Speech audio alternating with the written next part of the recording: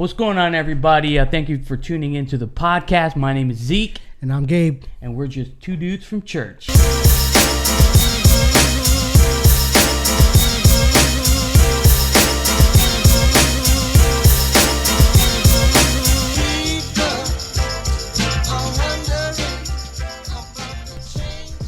What's going on, everybody?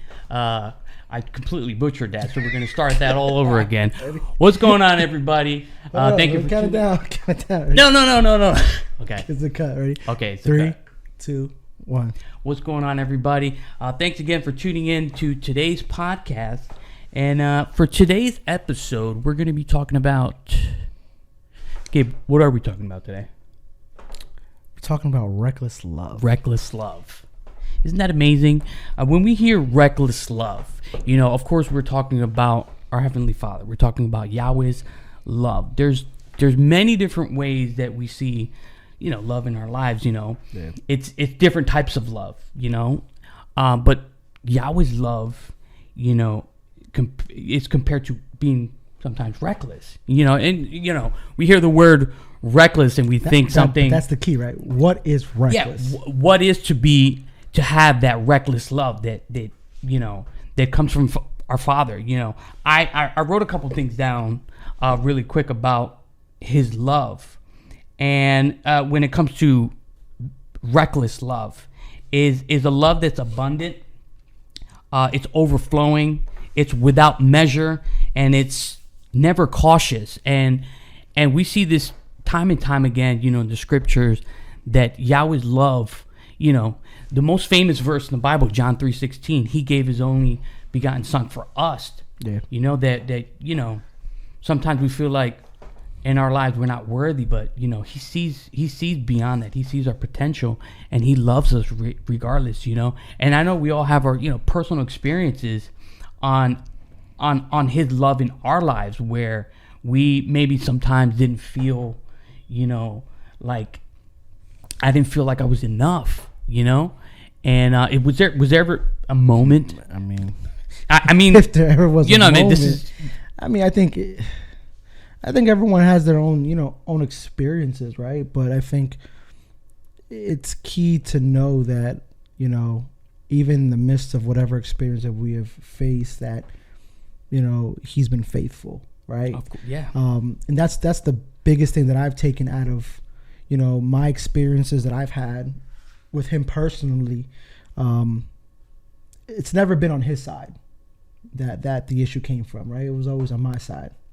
It's like a seesaw, right? It was always tipping to my favor, because I was always the one either not understanding. I was always the one either running. I was always the one just honestly just didn't want to do it. If we can just be frank, right? It's just it gets to a point where some of us is like we're told what we're gonna do in life. We're told what we're gonna be in life, and it's like I don't want that. I choose no, right? Yeah, choose no. But then when we start to experience how real He can be in our lives, I think that's where it begins to change, right? And I think, I could speak about a bunch of experiences. I know you got some. But it's like to pick out of either one, right? But what we want to talk about today is it's a different kind of love, right? You have a fatherly love, a motherly love, a love for your kids, a love for your family. People love materialistic things, right? But this type of love is like, it's something that's unexplainable. Yeah. It's like, and I think the easiest way for me is like, even in the moments that I feel that I'm unworthy, He continues to show love. Still, it's hard. And the best you can compare it to is, I guess, a parent love is like, no matter how much our kids mess up, no matter, but we're going to still love them, right? We're going to, yes, we're going to be upset and there's going to be consequences to actions. I'm disappointed, but that doesn't mean that I don't love exactly. And that's one thing now. Sometimes, my son has a bad day. He goes, "Oh, Daddy, you don't love me." Right? And he goes, "Do you love me?" Or something that's like, and it's like, but we understand, like, in that stage is like, there's not that understanding fully of what love is, right? Love doesn't change because of circumstances. Love doesn't change because of error. Love doesn't change, like real love does not change because you messed up on something, right? if that's the case, that wasn't love. It wasn't. Right? And that's what we want to talk about. It's like, even in the midst of our errors, which we're all not perfect. That's what the Bible tells me, right? There was only one perfect being that walked this earth, and that was his son. We're all imperfect in our own ways. Yeah, we strive to be better. Exactly. But it's like, in our imperfection, are we willing to accept that love? Yeah. That's deep. That's deep. Because it's like, if you don't know, it's like us finding our wife or whatever, right? If you didn't know how to love yourself, how are you going to show love to someone else? It is true. Right? If I don't know how to accept my situation, how to accept all the things that has happened in my life, how am I going to expect, or expect him to come and just save me, right? Mm-hmm. I have to understand that most of the time, or we could say all the time, it's never his fault. It's never. It's just, we're the ones that kind of we stray away, and I always say that the scriptures also talks about that his mercies are new every morning, and though he knows that we're not perfect, we strive to be perfect. But why does it say that? Why does it say it could have just been like his mercies forever, right? Because his mercies he knew every morning. Yeah. Because he knew we were still going to fail and make mistakes every single day, right? Even though he sent his son to die for us, right? To save us. Yeah. But he also knows that in our fleshly bodies, we're going to make mistakes. Every day. He says that it's that's why he said it. His mercies are new. With that, he's saying, like, listen, I understand, though it's not right, I understand that you're going to make mistakes. You're not going to be perfect. But I want you to know that I am forgiving. I'm also forgiving. The love will never cease. And his love, like you said earlier, it's something that can't be explained. It has to be experienced. That was good. I like that. It has to be experienced. I like that. That's a preaching.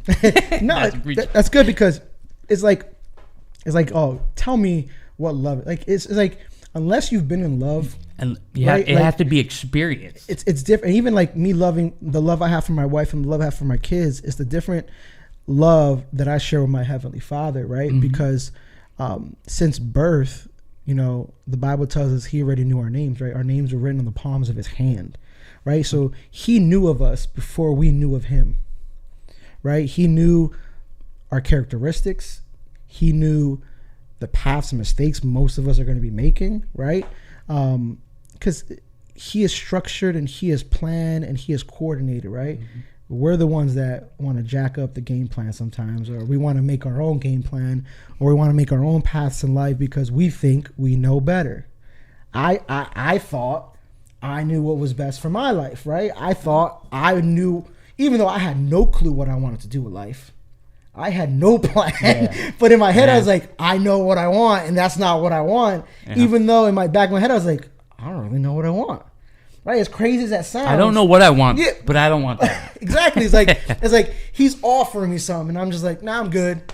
So what's the other option? I don't know, but I don't want that, right? Just take it. Yeah, it's like, and that's a crazy part in our lives. Is like, he continues to offer us love. He continues to offer us a never-ending love, right? And it's sad that sometimes we allow our circumstances to reject that love. Yeah.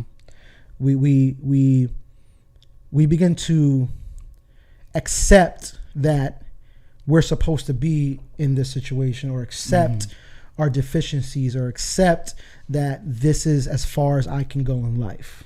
And it's a total opposite, right? Much more. The Bible talks about he wants prosperity for us, right? He wants blessing over our lives. So what's stopping it? Us. At the end of the day, that's us. At the end of the day, it is us. So it's like me wanting to offer you love, and you're like, no, I'm good. But then at the end of the day, your prayers, but I feel alone. But I'm offering it to you, bro. And that's the issue, is like, because sometimes we want what we want. We want a love that I want. Right? Not a love that he's trying to offer. We want a love that I want. And sometimes because we can't see it, we don't believe it. Right? But we understand that us as believers, we believe because we feel. Yeah. right? And as humans, we share emotions. That's one of the biggest things, right? Men don't cry. Yeah, okay, sure, right? But it's like we share emotions, and we react on emotions, right? When we're upset, it's going to change our attitude, and our actions are going to be because of anger, right? When we're in love and we're happy, our actions are reflecting on that, right? We are based on emotion. We're emotional creatures. Absolutely. So it's like that's how I know he's real in my life, right? I know sometimes people are like, oh, he's not real. I can speak about me because I know the places that I've been, I know the situations I've been, and I know the places and the doors he's opened for me to allow me to exit those situations, right? Even though I didn't want to exit, which is crazy in itself. Like you said, it's the decisions sometimes that we make, and not just going back to that word reckless. I also feel like we can use that unconditional, because it's without condition. You know, you said it before. We're as humans, we love one another differently. I'm like, oh, I love you, but with these conditions. Yeah, I'm not loving you to get something back from you. Exactly. And his love, it's like, it's something that it's so hard to explain. It's something like I said, it's something that it's experienced. I know, personally, in my life, when I had that personal experience with my Heavenly Father, it was something that it was just an overflood of joy, of peace. It's something like I had to stop and think, like, I've never felt something like this in my life, and it felt unexplainable. It's something that's unexplainable. And what you said before, it's like an out of body experience, right? I was crying. I was like, I couldn't. It was just something that was so overwhelming that's all I could do was just cry. That's all I could do. But going back to the scriptures, because I think, like, who am I? We always have that question. Who am I? Why why do you love me particularly? There's so many people in this world. All people in the world, yeah. There's so many people in this world, and you chose me, or you chose me. You chose to love me. Yeah. He chose to love you out of billions of people in this world. So it's something that it's amazing how his love is. Like I said before, it's something that has to be experienced, and we both experienced it. Yeah, I mean, and we could even put it into more perspective, right? Is like, what do we think of when we hear reckless, right? The first thing that comes to my head is reckless driver. Yeah. Right? We think something negative. What is a reckless driver, though? Yeah. Like, if we see a reckless driver, what are they doing, pretty much? He's swerving. He's swerving, right? He's not caring about the rules. He's not caring about anything. Yeah. That's the type of love we're talking about, right? Is that he's going to go above and beyond. He's going to move mountains. Like, there's nothing that's going to stop him from reaching you, right? And I think if we even go even deeper, is like, I think sometimes we have a bad habit of comparison, right? And it happens everywhere in life, at work, school, churches, wherever, right? I want what you have, right? Because why are you getting more blessing than I'm getting? Why are you getting the position that I deserve, right? Why is he getting all the good grades and I'm busting, all hours and nights studying and I'm not doing it, right? Why is he doing it, right? We start comparing, right? And the easiest way that I can explain is like, when you're a parent and you have multiple kids, right? Some people think like, how am I going to show love to all of them, right? How am I going to show the same love? And our parents all did it, right? But you have to, every child's going to have a different relationship with their parent, right? And you have to cherish that, right? Cherish what you have with them. Yeah. I should never, and I don't think I have ever really compared the love. Like, we joke around and stuff. Oh, you're the favorite, I'm the favorite, right? Yeah. But like, deep down, I know that the love my mom and dad had for us was different, and it was special in our own ways, right? And I've never compared that. Oh, they showed you more favor, they showed you more attention, and all that stuff, right? Because that's not how we should be, right? And the same with our Heavenly Father to us is like, I'm not gonna get jealous Yeah. Because you received the blessing, your family got blessed, right? And I'm over here still waiting for mine. Like, where's mine? You don't love me like you love him? Because we're gonna drive ourselves crazy. Yeah. Like, you could look at the world and sometimes we go, man, life is unfair. Why am I in this situation? And we see all these people in the world, they live in life, they're blessed, and we're like, you forgot about me? Forgot about me. Right? And but that's what I'm saying. Like, when we start comparing, you're gonna go to a quick spiral downhill real quick. Right? It's gonna be like the snow is gonna continue to roll until it explodes and falls and crashes. And that same mindset we're talking about in comparison, sometimes we don't stop and think like we got it good. And that same thought, you never stop and think like it could be way worse. You know why? Why? Because of what the world feeds us. Yeah. Right? And the Bible says it's like the good will be called bad and the bad will be called good, right? And let's be honest, we're in a generation of social media. Everything is social right? media. And you see, I mean, I see it. You can see certain friends living a life. I'm just like, that's not true. that's fishy, right? Don't like you see the social media life that people live. It's portraying something that Exactly, right? And we see this around the whole world, right? Is you see all the fancy cars and the fancy places everyone goes. But what I'm going to tell you is, if you think you don't got it good, I'll tell anybody listening, make a trip to a third world country. And I'm going to tell you, your perspective will change, right? I've had the privilege of going to Peru, of going to Argentina, yeah, I remember of going to a couple of different places in South America, and it's a different ball game. And it's tough. And those people are grateful for what they have. I'm telling you, the happiness I see, even when they get some visitors, and the hospitality that they have shown us is like none I've ever experienced, right? And if you look materialistically, they got way less than what we have. Yeah. Like when we go, we bring clothes, we bring all these things because when I went, we went to more areas that was more poverty and stuff like that, right? And I'm gonna tell you, happiest people that I've met. Yeah. Right? And then we go and we got it. And we don't think we got it good. It's like, man, I think we get very ungrateful.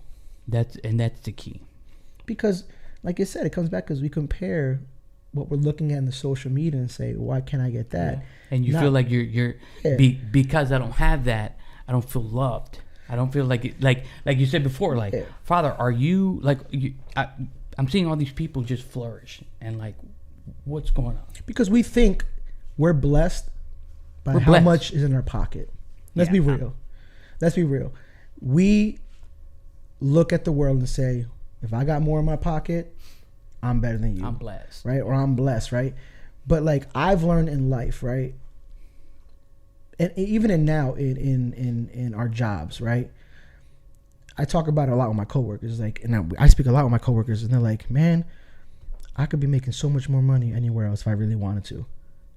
But the reason we stay here is because we get certain perks, we get certain privileges in my job, being able to work from home, being able to take extra time off. If I tell my boss, "Hey, boss, I got to leave a little early," he's like, "Cool, just clock out, do what you got to do, make sure all your stuff's done," and we get perks. And what that does for us is, like, for me specifically, especially when I moved down here, it took a lot of stress away, right? Because could I be making a lot more money somewhere else? But it's gonna bring a lot more stress. That means a lot more work. Ain't no free money in this world. Ain't no free money. No one's gonna give you free money to work less. No. Let's be honest, right? So we have to work hard. So it's like you have to put everything into perspective. And it's like I've learned the importance of quality time with people we love. And I think the whole thing with COVID kind of helped that, and it kind of put life in a different perspective. And it's like, man, my family's healthy. We have a house over our heads.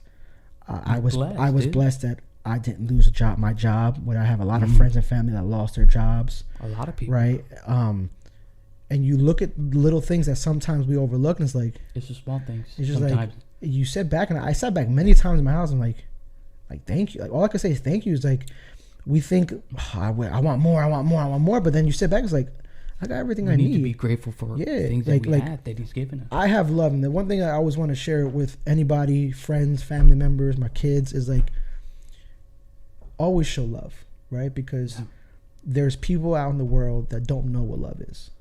And that's what we're talking about, right? There's a different kind of love, right? Yeah. Because some people are in worse spots than we are, even though sometimes you go, man, I live a hard life, or whatever, and it's just not. It's not true, because and life in general is like, there's always someone worse than we are. It's always, and it's what you were saying about love. The scriptures talks about the commandments, right? And it says you can follow these commandments. But at the center, if you don't have love, then what good is it? You know, that you can love. You know, it speaks about not only His love, loving Him, but He wants us to love each other. Yeah. And that's the important part. He's, you know, when the Messiah came, He set that example. You know, He said, "Love your enemies." You know, and that's tough, dude. Like, that's, I mean, it's tough to love your enemy, or to pray for your enemy, but He wanted to set the example through His love that He showed us with His Son. He set, you know, the Messiah set that example. Like, yeah, we're doing these things, but where's the love? You know, and to the point where we hear about it in the gospel, in the book of Matthew and Luke. It talks about the shepherd, and how He describes the shepherd with the herd of sheep. Talk about that. We can go there, right? It's in Luke. It's in Luke. There's a verse in Luke, and there's a verse in Matthew. Yeah. Go ahead, read that, Gabe. So in Luke 15, it talks about the parable, right, of the lost sheep. From verse 4, right? If a man has 100 sheep and one of them gets lost, what will he do? Won't he leave the 99 others in the wilderness and go search for that one that is lost until he finds it? And when he has found, he will joyfully carry it home on his shoulders. When he arrives, he will call together his friends, his neighbors, saying, "Rejoice with me, because I have found my lost sheep." In the same way, there is more joy in heaven over one lost sinner who repents and returns to Him than over 99 others who are righteous and haven't strayed away. It's amazing because He emphasizes the one, you know? And I see that as something that if everybody could reach one person, you know? And we think with our because we're flesh and blood. Yeah. So we think in our minds strategically, like, why would you leave 99 to grab one? You still have 99, you know? But He emphasizes that one, you know? And I like I said before, that example that He sets in that parable is that you would leave everything. My brain's just doing this, bro. For one. It's just like, it's crazy to think about, right? But I think you hit it on the dot. You know, when His Son came to walk on this earth, right? Who was He walking with? Was He going to all the rich, to all the saved, right? No, He was getting down and dirty with all the people that had necessity, that the society had rejected. All the people that have sicknesses, right? Those are the people He was walking with. He wanted to reach, right? And that's when I read this parable, that's how I think about it, right? We accepted our Heavenly Father as our Savior, right? We are trying to walk a life that's pleasing in His eyes. Yeah. But like you said, and I think I've learned this in a preacher mindset, like when we preach or when we do anything in our churches or wherever. It's sad to say that if you look at a lot of some churches, people act differently with the amount of eyeballs that are on them. Yeah. right? So, example, say Ezekiel is preaching one day, packed house. Let me tell you, I'm really nervous, fire is coming down, and he is jumping and he's running, right? And then the next month, he's preaching again, and there's 5 people there. You better have that same fire, boy. And you see that it's a little more mellow. He's not all into it, right? There's a difference, right? It's like, I've learned that in a way of, I am not changing who I am. I am not changing how I give praise or how I spread the gospel because of people who are watching me. Right. That shouldn't be our goal. We shouldn't change because we got a packed house and people are looking now, right? No. There's packed house, bring the fire. Yeah. 2 people, bring the fire. Right? Nobody's watching, bring the fire. Like that's how we have to look at it, and that's how, when we read this parable, is like, we see these people that you say, like, there's 99 others. Why are you just gonna leave the 99? To a regular mind, you would think that, like, that doesn't make that's any more sense. Than one, right? It's gonna. I'd rather have 99. But that's the love that we are trying to talk about, right? It's just a love that makes no sense. Yeah. A love that goes, why would you do that? It's reckless. Because that's how special each and every one of us are for him. Yeah. That he would risk it all. He's our Father. Mm-hmm. He created us. He wants the best for all of us. And you can see, because since you're a father, you can say that. When you first had Hezekiah and you looked at him and you go, wow, now I understand how the Father loves me. That you would risk anything absolutely. And everything for your son. Like, you're that line. But before that, I probably wouldn't. But you know what I'm saying? Other than my wife or whatever. But yeah, I would absolutely go to the ends of the earth above and for beyond. my family, to protect my family, Yes. to be there for my family, to give them a life that I feel they deserve. The same way, like you said, he looks at us. He wants the best for us. He wants to give us a life that we deserve. The issue is sometimes we think we don't deserve that life. And we do. We listen. Right? It's like, and that's, I think, what we have to accept, that we are worthy. Yeah. Even in moments, right? And I real quick, I have a lot of stories. I can go with a lot of stories, but I'm gonna go with one that really, it's probably the one that makes the most impact on me, right? And there was a crossroad that I was dealing with when I was younger. And I was between, leaving the church or going away and forgetting about, because at that moment in my life I felt unworthy, right? I felt that I just felt dirty, and I felt like, why are you gonna love me for? Right? I've done some mistakes in life, and I didn't know where I was going. I didn't know where I wanted to go with in life. I didn't know what I wanted to do in life at that point. And it was just like a spiral, pretty much.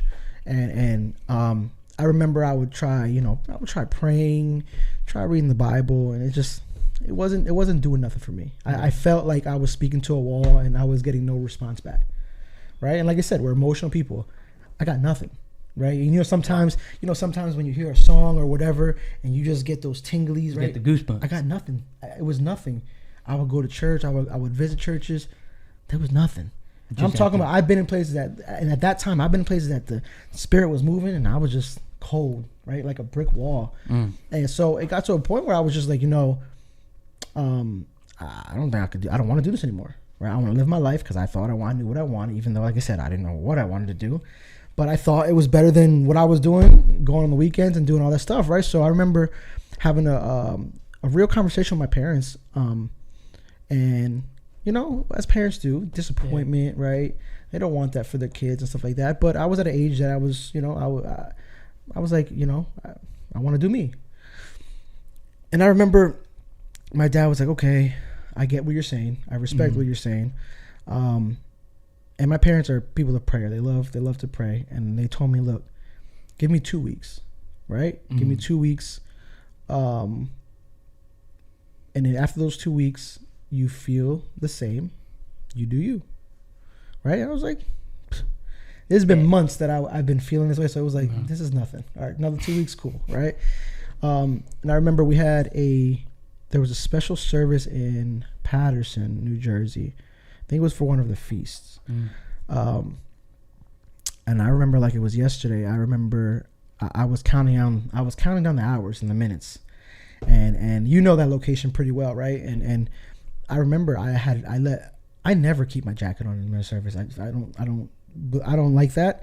I had my jacket on, and I literally stood the whole service next to the door, ready to go.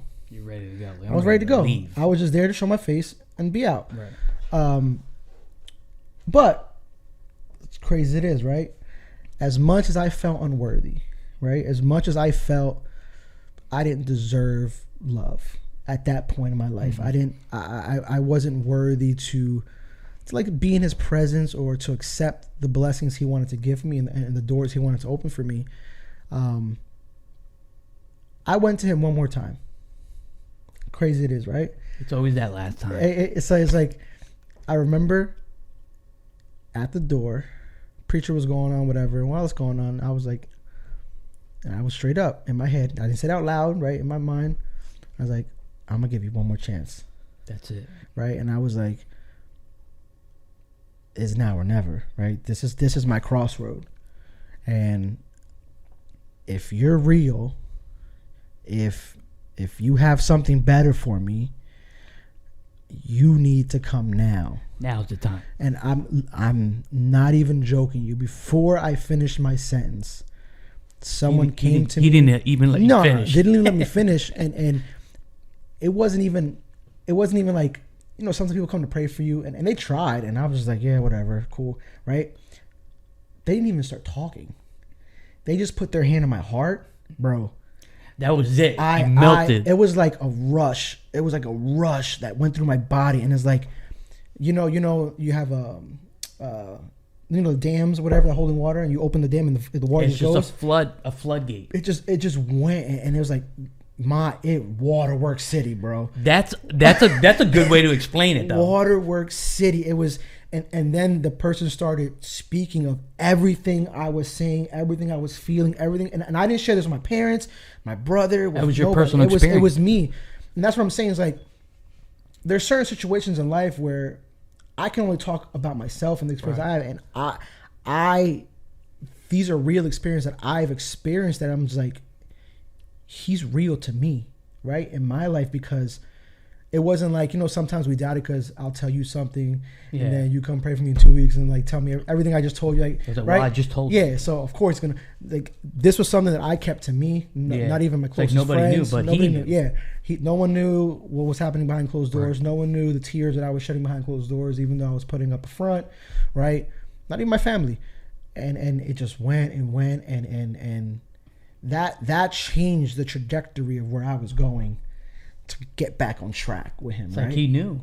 And that's the love, is like, even though I didn't feel like I deserved it, he still offered. He said, "Oh, I'm going to show you." Right? It, like, and that's good, because I think sometimes we have a fear of not testing him, but like being real with him, right? Well, you know, it's nothing wrong that you ask for that, like to confirm it, confirmation. You don't have to be disrespectful. That's this, right? Yeah. Some of us want to get disrespectful, right? There's no need to be disrespectful, but it's like we see in the Bible with many people. Gideon was one of the bigger ones, it's right? Like, and it wasn't even just now. one time; it was multiple times. He needed confirmation with stuff. It's like, it's not bad to ask, but if we don't ask, we're never gonna know. And that's right. And and I think sometimes we have an expectancy that he's just gonna come save us from our situation if we don't allow him to come into our lives. But he wants us to ask. Yeah, we have to ask. Like, for me, if I never went that last time to him, I don't know what would have happened.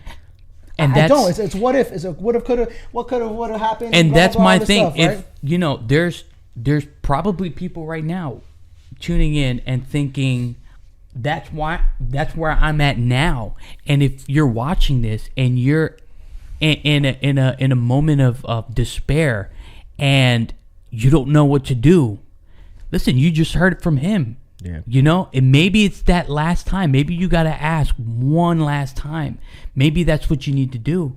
You know, go before him, experience that love for yourself. You know, we both experienced that love. Yeah. But, you know, for somebody who's watching and truly wants to experience that, maybe it's it's now. Maybe it's you have to ask now, you know. And just to kind of, you know, wrap this episode up, you know, I encourage you, if you've had that personal experience, share it through testimony. If you have to pick up the phone, call your mom, call your dad, whoever it is, your friend, tell them that you love them. Life is too short. You know, we need to lead by example. You know, just how the Messiah came and showed us what that true love was by dying for us, you know, that, you know, for our sins. You know, we need to show that same love. We need to show people, you know, his love through us. You know what I mean? Yeah. So I just want to thank everybody for tuning in. We want to say that we love you. If you're watching this, let me give him wrap this up. Let me give him something because I remember you look at it on the internet, right? There's these pictures and these drawings that give a story or whatever, right? Right. And I've seen them that, you know, is a digger digging, and he stops right at the end, right? And there's that thin wall, there's just, a big diamond behind it or something. One just waiting, right? And I think that's what we have to get through, right? That's the wall he wants to break for us to show us that love, right? And we see it in Psalms 103:11. For as high as the heavens are above the earth, so great is his love for those who fear him. That's deep. Right? As high is as the heavens are above the earth. That's how great his love is for those who fear him. Right? And it's not saying that fear him, oh, I'm always scared. No, right? Respect. It's just respect to obey, right? And like we just talked about in my experience, like, ask. If you don't ask, you're not going to receive. Yeah. The Bible tells us that too. Right? Knock on the door, it's going to open. Ask, and you shall be given it to you. Right? It's plain as day. Ask. Don't give up because you feel unworthy. Don't give up or accept the situation that you're in right now. We all deserve better. We all deserve the best. We got to put our effort into it as well. Of course. Right? But continue to ask for his blessings, for that love that he wants to give. And you're going to find it. I promise you that, right? That's a guarantee. With him, it's always a guarantee. Yeah. So like I said, we want to say that we love you. Yeah. You know, if you haven't heard it from anybody today, we'll be the first to tell you. We love you. Yep. The Father loves you. And like I said, thank you for tuning in and hope to see you next time. Peace.